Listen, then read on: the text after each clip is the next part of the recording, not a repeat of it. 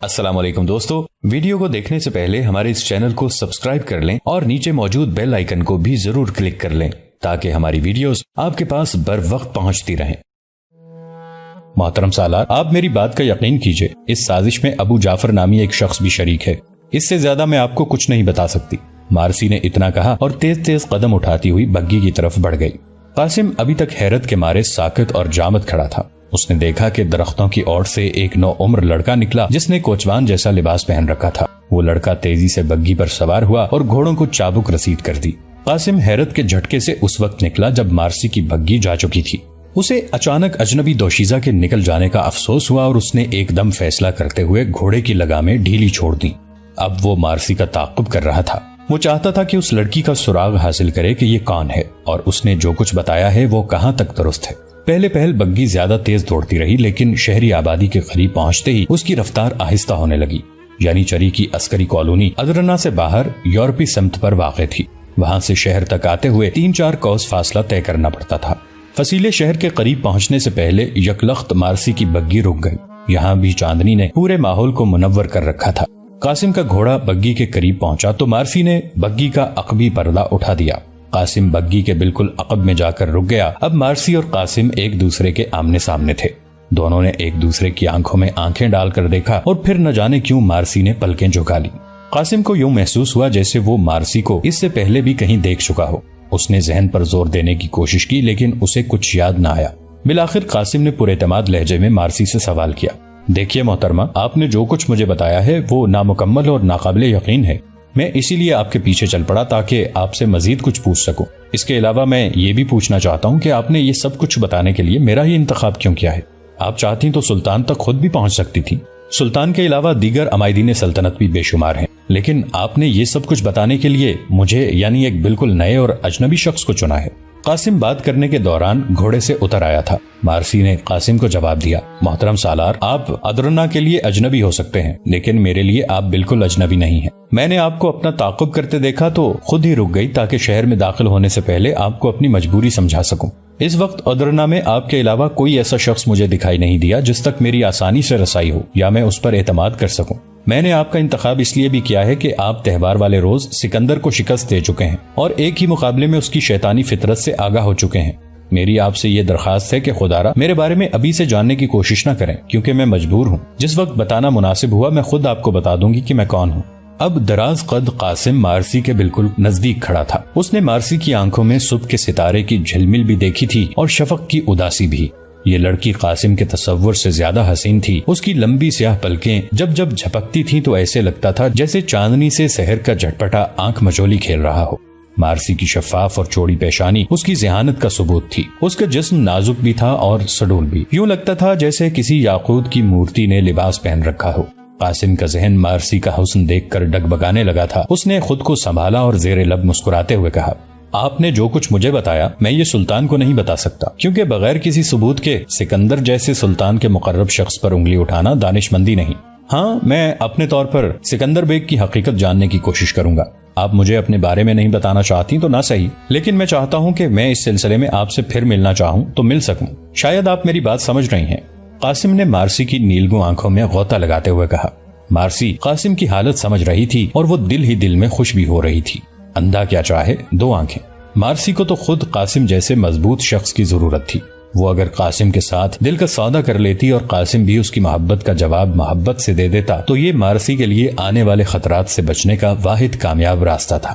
مارسی نے قاسم کی بات سنی اور کچھ دیر سوچنے کے بعد مدھم آواز میں کہا، ٹھیک ہے، میں آپ سے خود ملاقات کر لوں گی، آپ تکلیف مت کیجیے گا، لیکن آپ کو کیسے معلوم ہوگا کہ میں آپ سے ملنا چاہتا ہوں؟ قاسم نے مارسی کی بات کاٹ کر کہا، اس مسئلے کا حل یہ ہے کہ میرا با اعتماد ملازم اکبر آپ کی خدمت میں گاہے بگاہے حاضر ہوتا رہے گا۔ مارسی نے مسئلے کا حل بتایا۔ قاسم نے پھر کہا، کیا آپ کا ملازم یہی کوچوان تو نہیں جو اس وقت آپ کی بگی چلا رہا ہے؟ جی ہاں، یہی ہے، میں اسے اچھی طرح سے سمجھا دوں گی کہ اسے کیا کرنا ہے۔ اچھا، ایک آخری بات بتائیے، آپ نے ایک شخص کا نام لیا ابو جعفر، اس شخص کے بارے میں آپ کچھ اور بتا سکتی ہیں؟ قاسم نے مان ابو جعفر کا خیال آتے ہی کہا تو مارسی بولی، فی الحال تو میں اس حوالے سے کچھ زیادہ نہیں بتا سکتی کہ یہ شخص سلطنت عثمانیہ کے خلاف ہونے والی ہر سازش میں شریک ہے، لیکن اس سے زیادہ میں اس لیے کچھ نہیں بتا سکتی کہ ابھی تک اس کے خلاف کوئی ثبوت میرے سامنے نہیں ہے۔ یہ شخص انتہائی مکار اور شاطر ہے اور میرا اندازہ ہے کہ اس نے ینیچری کے سپہ سالار اور سلطان کے بعض رشتہ داروں تک بھی رسائی حاصل کر رکھی ہے۔ ابو جعفر کے بارے میں سن کر قاسم کو بہت زیادہ حیرت ہوئی، کیونکہ وہ ابو جعفر سے مل چکا تھا۔ ابو جعفر اس کے بھائی کے گھر آیا تھا اور قاسم اسی دن اس کی سانپ جیسی تیز آنکھوں سے محتاط ہو گیا تھا۔ قاسم ابھی مزید کوئی بات کرنا چاہ رہا تھا کہ مارسی نے یکلخت اجازت مانگی۔ مارسی کے ہونٹوں پر ایک ملکوتی مسکراہٹ تھی اور وہ مکھن جیسے لہجے میں کہہ رہی تھی، اب مجھے اجازت دیجیے، مجھے دیر ہو رہی ہے۔ قاسم نے بے دلی سے سر ہلایا اور مارسی نے کوچوان لڑکے کو چلنے کا اشارہ دے دیا۔ اگلے لمحے بگی حرکت میں آئی اور ہوا ہو گئی۔ قاسم ڈھیلے قدموں سے گھوڑے پر سوار ہوا اور گھر کی جانب چل دیا۔ جب سے سکندر ادرونہ چھوڑ کر گیا تھا، ابو جعفر کی سرگرمیاں پہلے سے زیادہ تیز ہو چکی تھیں، کیونکہ اس کا سب سے بہترین مہرہ اپنے ہدف کی طرف روانہ ہو چکا تھا، یعنی سکندر بیگ بہت سے خطرناک اور مذموم مقاصد لے کر مغربی سرحدوں کی جانب جا چکا تھا۔ ابو جعفر نے ادرونہ میں بیٹھ کر 2 بڑے منصوبے ترتیب دیے تھے۔ ایک تھا سکندر بیگ کو البانیہ کے ملک میں بغاوت اور خود مختاری کا اعلان کرنے کے لیے تیار کرنا، اور دوسرا تھا ینیچری میں ایک تباہ کن بغاوت پروان چڑھانا۔ سکندر بیگ کے سلسلے میں تو اب تک جو کچھ ابو جعفر نے چاہا تھا حرف بحرف پورا ہو رہا تھا، اور اب سکندر اپنی آخری ہدایات لے کر اپنے مشن پر جا چکا تھا، اور چند ہی دنوں میں البانیہ کی طرف سے سلطان مراد خان ثانی کو ایک بہت بڑا صدمہ پہنچنے والا تھا۔ ادھر ابو جعفر کی ینیچری میں بغاوت پھیلانے کی سازش بھی پایا تکمیل کو پہنچنے والی تھی۔ ینیچری میں بعض ایسے نو مسلم سپاہی بھی ہوا کرتے تھے جن کے سچے دل سے اسلام قبول کرنے میں کچھ نہ کچھ کمی رہ جاتی۔ ابو جعفر کا شکار ایسے ہی نوجوان تھے، اور اس نے بہت سے نوجوانوں کو مختلف طریقوں سے اپنی سازش میں شامل کر لیا تھا۔ ابو جعفر بہت خوش تھا، کیونکہ اس کا مشن کامیابی کے ساتھ انجام تک پہنچنے والا تھا۔ گزشتہ کئی سالوں سے ادرونہ میں مقیم تھا، لیکن وہ کبھی کسی کی نگاہوں میں نہیں آیا، اور اب ادرونہ میں اس کا کام بھی اختتام کے قریب تھا۔ اسے سکندر بیگ کی بغاوت کا انتظار تھا۔ البانیہ سے خود مختاری کا اعلان ہونے کی دیر تھی کہ یہاں ادرونہ میں بھی ینیچری کے بعض سالار ہتھیار اٹھا کر اہلیان شہر کو یرغمال کر لیتے۔ ینیچری کے بعض سالار اور ان کے کچھ رشتہ دار محل کو سنبھالنے کے لیے تیار بیٹھے تھے۔ اس طرح ابو جعفر قیصر قسطنطنیہ کے حکم سے سلطنت عثمانیہ کی تباہی کا مکمل سامان کر چکا تھا۔ ادھر چند ہی دن ہوئے تھے کہ افواہیں گردش کر رہی تھیں کہ سلطان کی بعض یورپی باجگزار ریاستیں بغاوت کا اعلان کر چکی ہیں، جبکہ بوسنیا، سربیا اور ہنگری کی فوجیں ہونیاڈے کے پرچم تلے جمع ہونے لگی تھیں۔ دراصل سربیا کا بادشاہ لارڈ سٹیفن، جو سلطان مراد خان ثانی کا سسر بھی تھا، جب سے فوت ہوا تھا، سربیا نے سلطنت عثمانیہ سے علیحدگی اور اپنی خود مختاری کا اعلان کر دیا تھا۔ لارڈ سٹیفن کا جانشین جارج برنکوچ تھا۔ یہ شخص اپنے پیش شو کی طرح مال اندیش اور سنجیدہ مزاج نہیں تھا، اس لیے قیصر قسطنطنیہ کو اس کی طرف ریشہ دوانیوں کا موقع مل گیا۔ قیصر اندر ہی اندر جارج برنک اور ہنگری والوں کو سلطان مراد خان ثانی کے خلاف برانگیختہ کرنے میں مصروف رہا۔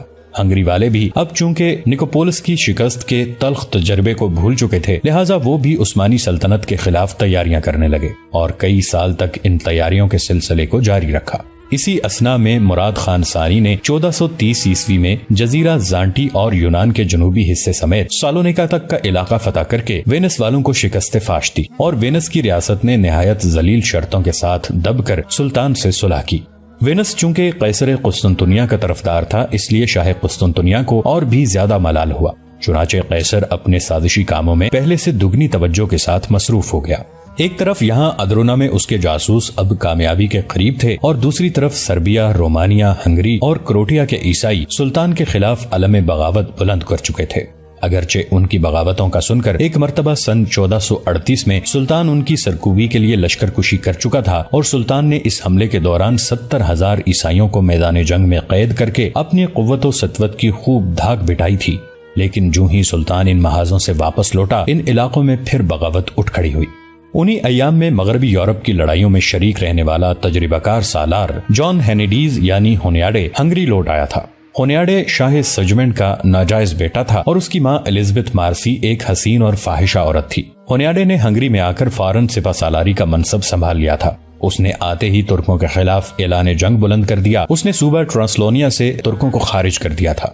ترکی جرنیل فرید بیگ، جو کہ سلطان کی طرف سے وہاں کا عامل اور منتظم تھا، ہونیاڈے کے ہاتھوں شہید ہو چکا تھا۔ فرید بیگ کا جوان بیٹا اور تقریباً 20,000 عثمانی فوج ہونیاڈے کی تلواروں کا لقمہ بن چکی تھی۔ جو ترک فوجی زندہ قید کر لیے گئے تھے، ان کے ساتھ ہونیاڈے نے انتہائی وحشیانہ سلوک کیا تھا۔ اس نے فتح کی خوشی میں ہنگری کے اندر ہونے والی تقریبات اور ضیافتوں میں ان مسلمان قیدیوں کو بے دردی سے وقتاً فوقتاً قتل کرنا شروع کر دیا۔ اس طرح گویا خوشی کے جلسوں میں ان ترک قیدیوں کا قتل کرنا ایک دلچسپ سامان تفریح سمجھا جاتا تھا۔ سلطان مراد خان ثانی کے پاس سپہ سالار فرید بیگ 20,000 سپاہیوں کی شہادت اور قیدیوں کے بے رحمانہ قتل کی خبریں پہنچی تو اس نے ہونیاڈے سے انتقام لینے کے لیے 80,000 کی فوج روانہ کرنے کا فیصلہ کیا، لیکن اسے یہ معلوم نہیں تھا کہ اس مرتبہ عیسائی دنیا ایک بار پھر پوری طرح متحد ہو کر براعظم یورپ سے ترکوں کو نکالنے کا فیصلہ کر چکی ہے۔ ترکوں کو شکست دینے اور براعظم یورپ سے نکالنے کے لیے یورپ میں اب کی مرتبہ ایسا جوش و خروش پیدا ہوا تھا کہ اس سے پہلے کبھی نہیں دیکھا گیا۔ ہنگری کا بادشاہ اور ہنگری کا سپہ سالار اس یلغار میں پیش تھے، اور فرید بیگ کے قتل کے بعد ان کی بہادری کے افسانے اس طرح یورپ میں پھیل گئے تھے کہ پورے یورپ کا ہر عیسائی نوجوان ان کی فوج میں شریک ہونے اور مجاہد کہلانے کے لیے بےتاب تھا۔ ادھر رومن کلیسا کے پوپ نے اس جنگ کو مقدس جنگ کہہ دیا تھا اور اپنے کارڈینل جولین کو اس صلیبی جنگ کے لیے خصوصی طور پر روم سے روانہ کیا۔ کارڈینل جولین نے مشرقی اور مغربی یورپ کا طوفانی دورہ کیا اور ہر شہر میں مسلمانوں اور ترکوں کے خلاف بڑے روح پرور واز کیے۔ وہ جہاں جاتا مسلمانوں کے مظالم اور جھوٹی کہانیاں لوگوں کو سناتا اور یورپ کے عیسائیوں کو خواب غفلت سے بیدار ہونے کی تلقین کرتا۔ کارڈینل جولین نے 11ویں صدی کے پیٹرس ہرکولس کی زندگی کا مطالعہ کر رکھا تھا، جس نے اولین صلیبی جنگوں کی بنیاد رکھی تھی اور سلطان صلاح الدین ایوبی رحمۃ اللہ علیہ کے مقابلے میں پورے یورپ کی عظیم فوج اکٹھی کر کے لے آیا تھا۔ پیٹرس ہرکولس بھی پادری تھا اور مسلمانوں کا سخت دشمن تھا۔ وہ اپنی جوان بیٹی کو ننگے سر اور پھٹے کپڑوں سمیت گلیوں میں پھراتا۔ اس کے عقب میں عیسائی راہبوں کی ایک فوج ہوتی، ان سب لوگوں نے گردنوں میں بڑی بڑی صلیبیں لٹکا رکھی ہوتی تھی اور صلیب اعظم کو سب سے آگے رکھتے وہ لوگوں کو بتاتے کہ مسلمانوں نے صلیب اعظم کو کوڑوں سے پیٹا ہے اور مقدس صلیب کی توہین کی ہے۔ پیٹرس ہرکولس کے نقش قدم پر چلتے ہوئے جولین نے بھی وہی انداز و اطوار اختیار کیے اور یورپ کے باشندوں کو بتایا کہ تمام عیسائی دنیا ترکوں کے ہاتھوں تباہ ہونے والی ہے، اور اگر اس وقت بھی عیسائی نوجوان میدان جنگ میں نہ اترے تو مسیح کا نام لیوا کوئی بھی دنیا میں نہیں بچے گا۔ چنانچہ بہت جلد Hungary, Serbia, Wallachia, Poland, Germany, Italy, France, Austria اور بوسنیا کی فوجیں ہونیاڈے کے جھنڈے تلے جمع ہونا شروع ہو گئیں۔ ابو جعفر کا خاص مہرہ سکندر بیگ انہی حالات میں البانیہ کی طرف روانہ ہوا تھا۔ سکندر بیگ مختصر وقت کے لیے اپنی جاگیر میں رہا، اسے ترکوں کے خلاف ہونیاڈے کی تیاری کا انتظار تھا۔ جو ہی ہونیاڈے کا لشکر مکمل ہوا، سکندر خاص البانیہ کی طرف چل پڑا اور پھر وہی ہوا۔ سلطان مراد خان ثانی کا منہ بولا بیٹا، اس کے محل میں اولاد کی طرح پرورش پانے والا سکندر، جس کے ساتھ سلطان کو بے حد محبت تھی اور جسے سلطان نے محض 18 سال کی عمر میں ایک سنجق کا حاکم مقرر کیا تھا اور سکندر بیگ کے لقب سے سرفراز کیا تھا، غدار نکلا۔ سکندر نے اپنے کردار سے ثابت کر دیا کہ وہ اس سانپ کی طرح ہے جسے سلطان نے دودھ پلا پلا کر جوان کیا تھا۔ سکندر نے سلطان کے تمام احسانات یکسر فراموش کر دیے اور اپنی سازش کے آخری مرحلے پر بھی پوری کامیابی سے عمل کر دیا۔ ہوا یوں کہ سکندر اردنا سے روانہ ہوا تو مارسی کو اپنے ساتھ لے جانا چاہتا تھا، لیکن ابو جعفر نے اسے مشورہ دیا کہ مارسی کو ابھی ساتھ مت لے جاؤ، البانیہ میں اپنی خاندانی بادشاہت بحال کرنے کے بعد تمہارے لیے محل کی کنیز مارتھا اور اس کی بیٹی کو بلا لینا مشکل نہیں ہوگا، کیونکہ یہ دونوں ماں بیٹی ابھی تک عیسائی مذہب پر قائم ہیں۔ سکندر کو ابو جعفر کی بات معقول لگی، چنانچہ جب مارتھا اندر کمرے سے اپنی بیٹی کے ساتھ باتیں کر کے واپس آئی تو ابو جعفر اور سکندر پہلے سے ہی یہ فیصلہ کر چکے تھے۔ یہی وجہ تھی کہ مارتھا کے بتانے پر کہ مارسی ابھی ساتھ نہیں چل سکتی، سکندر نے کچھ برا نہیں منایا تھا۔ وہاں سے سکندر مغربی سرحدوں کی جانب آیا اور چند ماہ مغربی سرحدوں میں رہ کر ہونیاڈے کی افواج کے منظم ہونے کا انتظار کرتا رہا۔ جو ہی 1443 عیسوی میں ترکی فوج کو ہونیاڈے کے مقابلے میں شکست ہوئی، فرید بیگ اور اس کا بیٹا مارا گیا اور 20,000 ترک فوجی شہید کر دیے گئے، تو سکندر بھی اپنے گھوڑے پر سوار ہو کر مغربی سرحدوں کی جاگیر سے نکلا۔ اس کے ہمراہ صرف ایک محافظ دستہ تھا۔ سکندر انتہائی تیز رفتاری سے سفر کرتا ہوا اور خفیہ راستوں کو اختیار کرتا ہوا سلطانی لشکرگاہ تک پہنچا۔ سکندر نے لشکرگاہ سے چند کوس پہلے شام ڈھلنے اور رات اترنے کا انتظار کیا۔ آدھی رات کے قریب سکندر اپنے ساتھیوں سمیت سلطانی لشکر کے خیمے تک آ پہنچا۔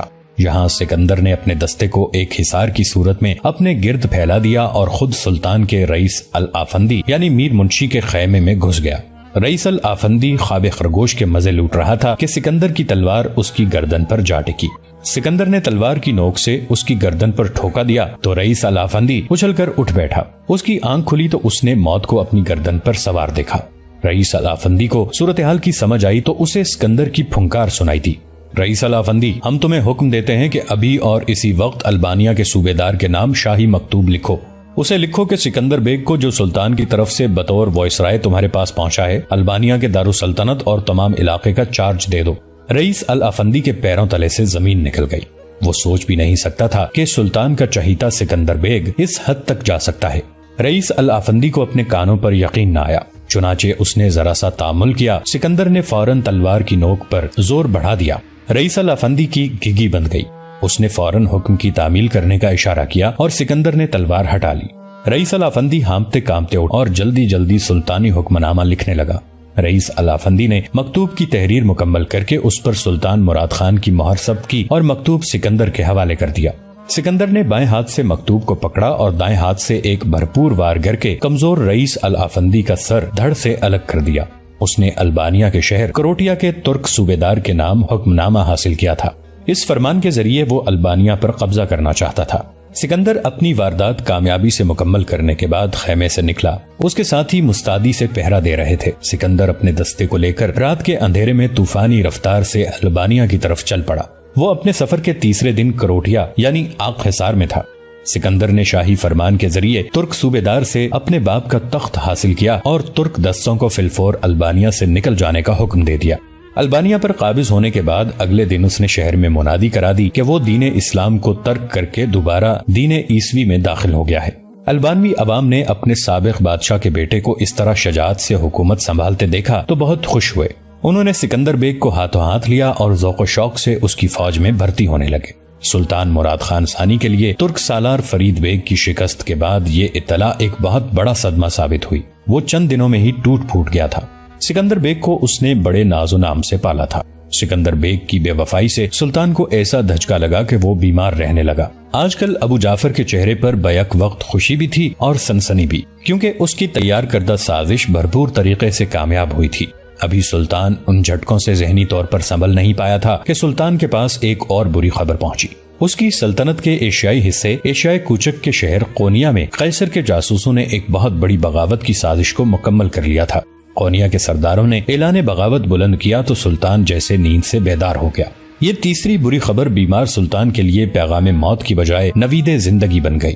وہ آندھی اور طوفان کی طرح اٹھا اور اپنی تلوار نیام سے نکال کر سیدھا دربار سلطنت کی طرف بڑھا۔ اب اس کا خون کھول رہا تھا۔ اس نے مسند شاہی پر بیٹھتے ہی فوراً دربار طلب کیا۔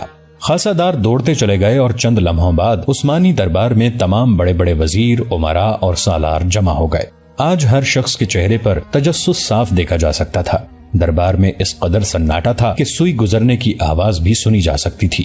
سلطان یک لخت اپنی تلوار زمین پر ٹکا کر اٹھ کھڑا ہوا اور شیر کی طرح گرج کر بولا، عمائدین سلطنت، وزراء، امراء اور سپاہیوں، ہمارے پاس پے در پے بری خبریں پہنچ رہی ہیں۔ سب سے پہلے شاہ سربیہ نے بغاوت کی تھی، جس کی سزا ہم اسے دے چکے ہیں، اور میدان جنگ میں عیسائی لشکر کے 70,000 سپاہیوں کو قید کر کے انہیں نافرمانی کی سزا بھی دے چکے ہیں۔ یہ بات آپ سب لوگ جانتے ہیں، لیکن اب پھر صرف 3 سال کے اندر اندر یورپ کے تمام عیسائی ہونیاڈے کے پرچم تلے جمع ہو گئے ہیں۔ انہوں نے ہمارا صوبہ ٹرانسلونیا ہم سے چھین لیا ہے اور ہمارے بہادر جرنیل فرید بیگ اور اس کے بیٹے کو شہید کر دیا ہے۔ کینہ پرور عیسائیوں نے اسی پر بس نہیں کیا، بلکہ وہ اپنی ہر ضیافت میں ترک قیدیوں کی گردنیں کاٹ کر اپنی بزدلی اور بدفطرتی کا ثبوت دے رہے ہیں۔ اور پھر آپ سب جانتے ہیں کہ ہمارے لیے سکندر کی بے وفائی بھی ایک جان کا خبر تھی، لیکن یاد رکھیے کہ سلطان معمولی حادثات سے دل گرفتہ نہیں ہوا کرتے۔ چنانچہ ہم نے فیصلہ کیا ہے کہ ان بغاوتوں کا سر پوری طاقت سے کچل دیا جائے گا۔